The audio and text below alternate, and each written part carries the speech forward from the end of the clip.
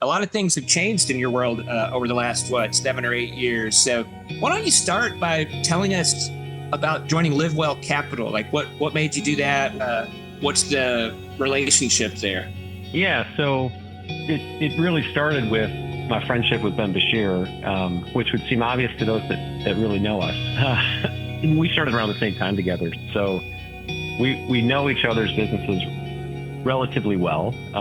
He knew what I was trying to do, I knew what he was trying to do, and he called me in the summer of 21 and asked if I would ever consider teaming up. There was some basic Q&A on the call. I told him, the classic, let me think about it kind of thing. And it really took me a couple months to think through, basic pros and cons list. And the pros list was about twice as long as the cons list. Look, I was 18 years in at the time.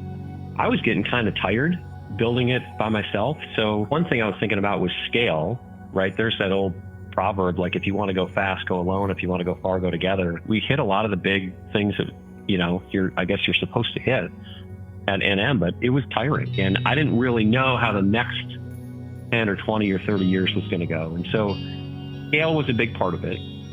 Vision was a big part of it. Enterprise value was a big part of it. I kind of got to a point where I was an accidental business owner. I started as a solo advisor in 2004 as an intern. And then all of a sudden it's like 20 years in, we had over 10 team members at one point.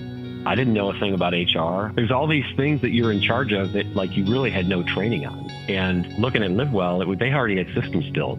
There's 50 people on the team. There's 15 CFPs, there's one CPA, there's one PhD in financial planning. All in, there's probably 500 years of combined service. I mean, it's an enormous think tank. There's processes and decks for just about everything you can think about that I didn't have to reinvent. And it's not like I couldn't for the next 10 or 20 years on my own. I just didn't want to. Now, there were 3 negatives, and to me, they're not really cons at all, but these are 3 things that I think people need to think about if they're going to be joining an ensemble. One would be there's increased accountability.